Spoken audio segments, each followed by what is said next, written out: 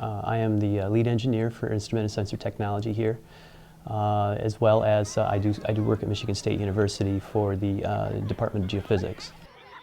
I ran across an RSS video feed off of Reuters News about these people who were dressing up and mascotting in public and going out into the various different parks around London as well as in Eastern Europe and Berlin. And I looked at that, and then I watched some of their video, and I thought, and I saw the reaction of the public, and I thought, man, that is like really cool.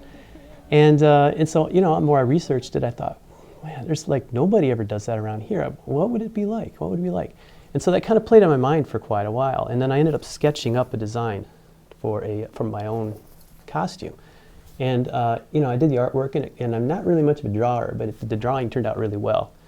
And so from there, it just kind of percolated around my head for 8 or 9 months, I guess. And I kind of researched it a bit online.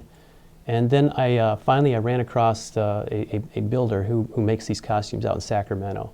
The reactions would range from people walking past you as if you weren't there to, you know, that was probably the worst reaction. And then the best reaction I got was probably from an 80-something-year-old lady. She was in a walker. And I was walking around through Kroger on the inside of the store, going around through the aisles and things, just clowning around, you know. I'd go up to the meat counter and I'd pretend like I was in love with the meat and clown around, and people really dug that a lot. But I came around this one corner, and there was this lady with a walker, and she froze, you know. And I looked at her, and I stopped, and she froze, and her eyes got really big, and she had a German accent, you know. And she goes, "Oh mein Gott!"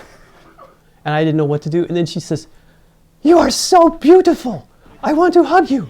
And so I went over there, and she hugged the costume, and she was opening the ears, and she was looking at it, and she was checking out all the various seams and things, and she was just fantastic. She was just enamored by it. And then she wanted to have me meet her son, you know, later on. But if you do see him, you know, I hope people get the opportunity to come out and, you know, and clown a bit, and you know, we can dance and things like that. And I discovered, you know, I don't really dance very much, you know, but when you put on a costume, or you dress up as a character, or you go and you become an actor, and you get up on stage, you will find that the personality of the actor may be quite a bit different than who you really are in real life. And I found the same thing with Tycho. I got to watch some of the video from the Celebrate Downtown Okemos event, and I watched that person dancing, and I thought, that is Tycho. That's not me. That's somebody else. And it was really kind of neat to see that that you could become a character or an actor and convincingly kind of slip out of maybe your main life for just a few minutes, and enjoy yourself, and then come back and have people also enjoy that performance. And so that's kind of what I was hoping we could see.